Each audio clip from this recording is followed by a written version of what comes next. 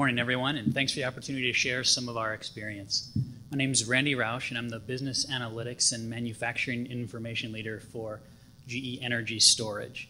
So, energy storage is a startup within GE, and that's kind of an interesting concept. So let me tell you a little bit about it. So back in October of 2009, we took an idea to commercialize a technology to our chairman. And he gave us a check for $140 million and said, bring me back a $500 million business by 2016 and a $1 billion business by 2020. No problem. So at the time, we had this technology that we developed, but we didn't really know if the technology would work.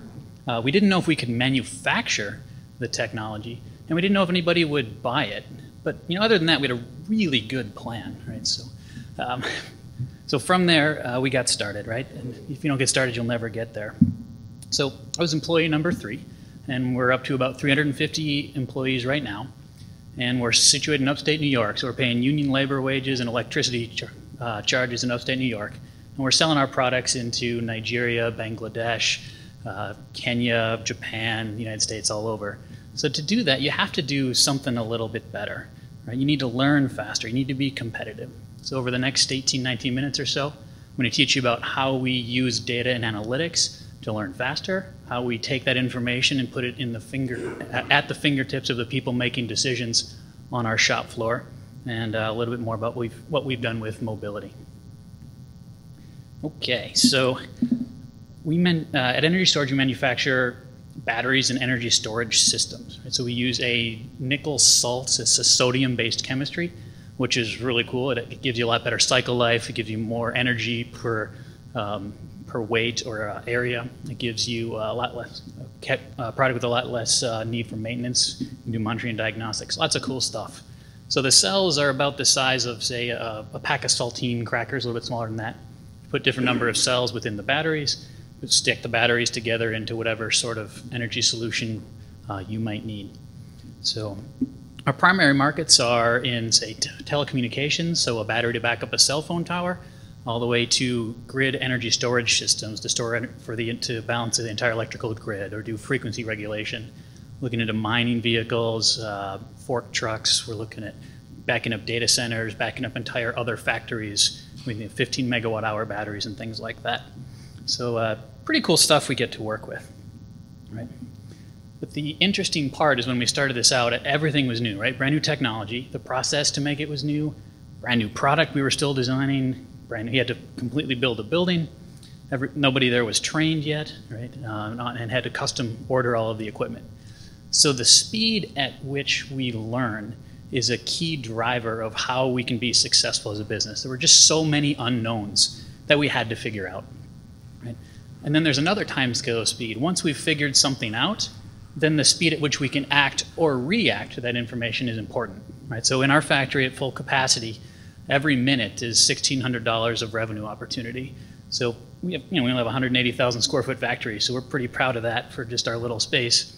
But that does mean at a 2-second tack time that your scrap can build up very quickly if you're not implementing your decisions as soon as you can. So towards our first challenge on top there is using data and analytics to solve the problem. And toward the second step then is putting information at the fingertips of your decision makers. So when we started on this journey, we knew that the key component to manufacturing this product was a ceramic. And if you look at the picture on the screen there, that white tube is a ceramic underneath the pink top. And it's a complex shape and has to be formed to have just the right properties and shapes and sizes. And so we went to go benchmark the best ceramics manufacturers we could find. And they were getting about 75% or so yields of the best ones, and then they were also having a large variation in yield, 5% one day, 95% the next day.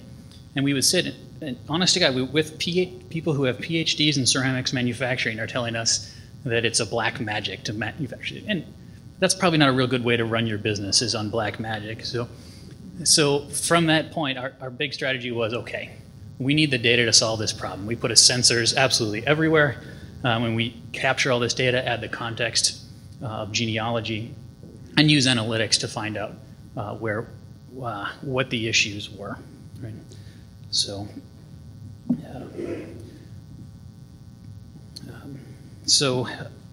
the vision that we put forth then was how do we use this information? How do we provide relevant, timely, actionable information, right, to drive our profitability? How do we be agile, robust to changes in the processes, the people, the equipment? And how do we start to look ahead instead of just what happened? You know, it's nice to be able to read the license plate of the Mack truck that hit you, but wouldn't it have been better to step out of the way in the first place? So that's how we started going down this, right?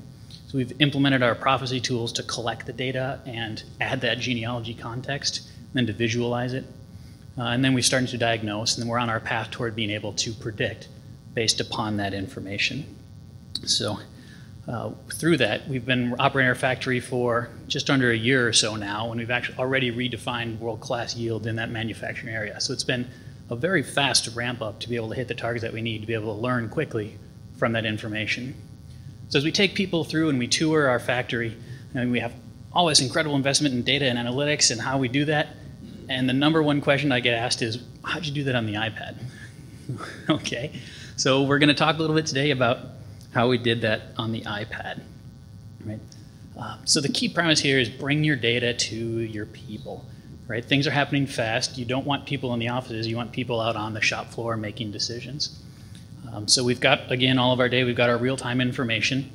Certainly through simplicity, we use Global View quite a bit to put screens out in front of the area. So once we know what the KPIs are through our analytics, we then put that device right in front of the people manufacturing the part. If this is important to know, it's right there in front of you, whether that be an SBC chart or whether that be a Kanban queue or whether that be a pacing target or whatever is important, whether it could be, you know, how the machine is trending for maintenance, whatever. So that's right there in front of the people that are on the line making the part. But there are some people that are walking up and down the line, so the line level supervisors or team leaders, things like that, that may need to ask some more questions. You may not know what you need to know right where you are. And so we implemented a mobility solution to give them a mobile device, what they've got to be able to ask questions of the data and present that right in front of them. And of course, all this is available on the office for all the executives and things like that. But again, we want to drive those people down to the floor. So we've got our production result, our quiet alarms, SBC, some of these things that you see listed there that we're able to see and have available on our mobile devices out on the floor. Some other nice things about that are the video conferencing capability as well. So we have our manufacturing and original equipment manufacturers developed our stuff. They dropped it off. They were from all over the world. We started to have issues with, say, an actuator, and instead of having them get on a plane to fly way out to take a look at it to fix it, we usually just popped up a FaceTime or a video conference of other type. Usually our provider had that capability as well, and they could see the video right there and interact with it and ask questions. And that was a nice productivity improvement as well. So a lot of nice things that came from the iPad. So in terms of why we chose the iPad, we looked at ruggedized devices, things like that, and found we have air-conditioned environments at our factory. It's not a real harsh environment. They may break easier, but if you look at the price of ruggedized compared to the commercial devices, you could break a lot of commercial devices by the time you paid for the ruggedized. So we went with the commercial style. I went to Walmart and I bought a $20 case, and it seems to work just fine. We'd expected that we'd have a lot of breakage from time to time that we'd be able to replace. We expected that some of them would go missing. Actually, we haven't had any break and haven't had any go missing yet over the year that we've been doing this. So that's been good. We have a form factor just so it sits in your hand so you can have your hands free to work. And it's been pretty good. So in terms of security, we use the Wi-Fi only versions. There's two-factor authentication to get on our network. And then we have read-only from there. There's another third factor of authentication before you're able to write. And that's all firewalled off again from even the PLC networks as well. So hopefully we pass the day one's talk on the security items. But one of the things that's been really useful to us, we didn't spend a lot of time investing in a cost-benefit analysis of doing mobility. Right? We had our information in Prophecy. We had it in Global View. It was a matter of downloading a free app and the information showed up on our iPad. It wasn't any additional work. And so for us, it was a no-brainer to, here's a tool that helps your people do their job faster. Let's go use it. And so it was really quite simple from that aspect. And again, it wasn't a big cost benefit with a big slide and all that sort of stuff. We tried a couple out, it worked great, and rolled rolled the iPads out. So it has been excellent. So a couple of impressions that we've found. The most useful, so yes, we have all this great data and we have all these MES systems and ERP systems and everything available, but the most useful thing was email, right? Have your email on the shop floor. I wish it was a more technologically astounding revelation, but that's what we got. So that worked pretty well. And again, we had the instant messaging capability as well to find people out on the floor, and certainly the video conferencing that we talked about earlier. So the iPads or tablets, there's really nothing you can do on them that you can't do on, say, your laptop. But people don't want to carry their laptop around for their entire shift. Certainly our ergonomics police aren't going to allow that. And so the mobility becomes a tool, the portal to see the information that you've got, say, through your MES systems or whatever. But if you really do need something on your PC, we found very useful the remote desktop back to the PC on your desk if you forgot something or needed to print something or whatever. So that was pretty useful. Again, not a major technological revelation, but very useful.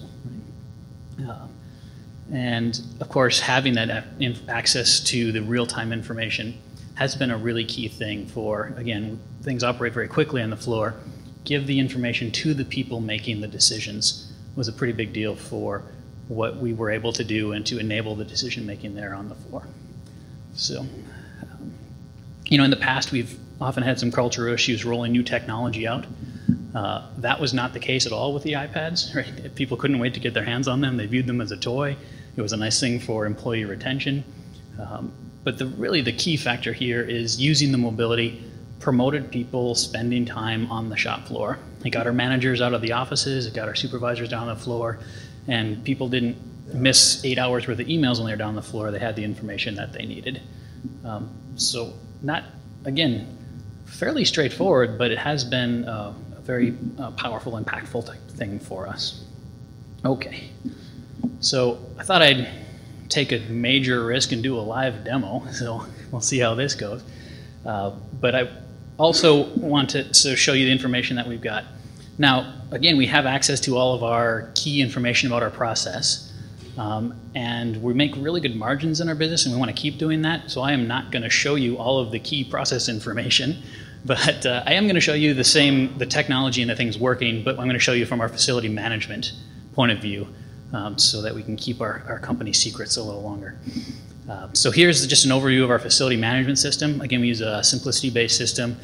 We ran Ethernet everywhere, put PLCs everywhere, so everything works together. It's easy to add and expand, and we gather a lot of that information. So with our manufacturing, environmental control is very important, and so we're able to control and monitor the facility things here. So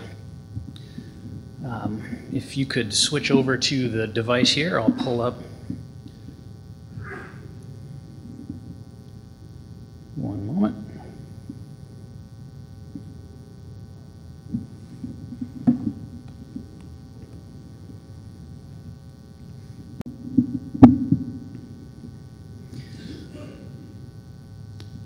Okay, so I'm VPN'd into our factory at the moment, and we're looking at a global view display of live information coming from our factory. So just an initial thing that I'm pretty sure is not proprietary information is let's check out the weather in Schenectady, New York. Right. So again, we use this information, but we have to control humidity and things like that. So we have a weather station on our roof, and we use that to help actually understand when the weather is changing, so we can open or close the dampers on our heating and ventilation systems. So it's it's above freezing. It's 35 degrees. So again, we've got some real-time information here.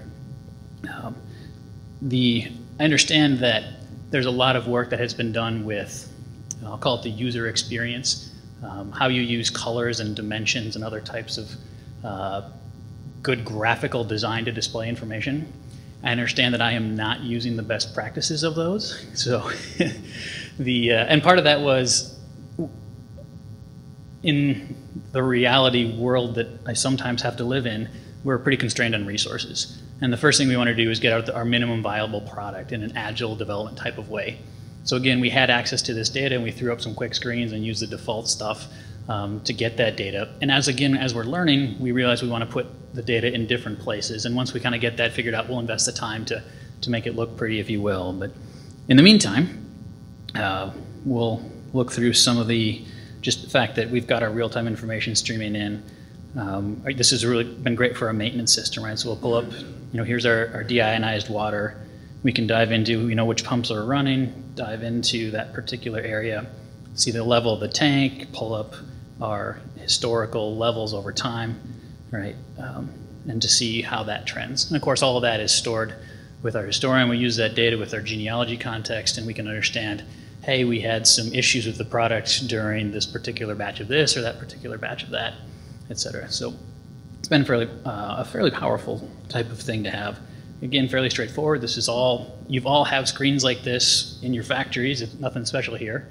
And the trick is you put them in global view, and now they're automatically available on your iPad. So our plant managers really love certainly this facility management types of things. Our maintenance team can get alerts.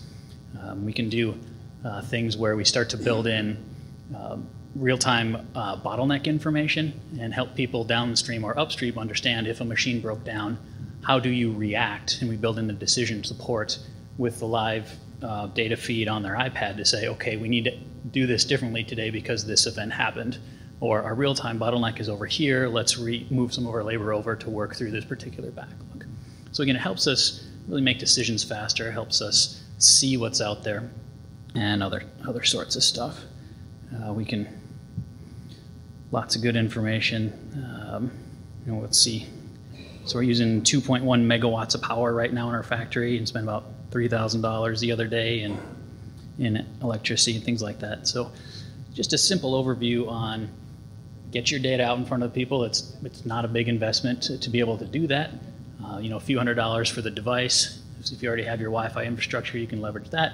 If you already have, again, and I'm familiar with the Simplicity tools and Global View, there's a free app you download and you're up and running, right? So from there, pretty straightforward. So I am going to close with that and say, okay, we've collected a bunch of data. We've added the analytics to give us the ability to learn faster. We've taken those analytics and learnings and we've put it on our devices in front of our employees who are manufacturing. We've also given it via mobility solutions on the tablets or the phones or whatever you have to be able to see that information in real time to make your decisions faster. It's been a lot of value for not a lot of cost and has really helped in our continuous improvement journey. So I recommend you give the mobility technologies a try if you haven't already. Thank you very much.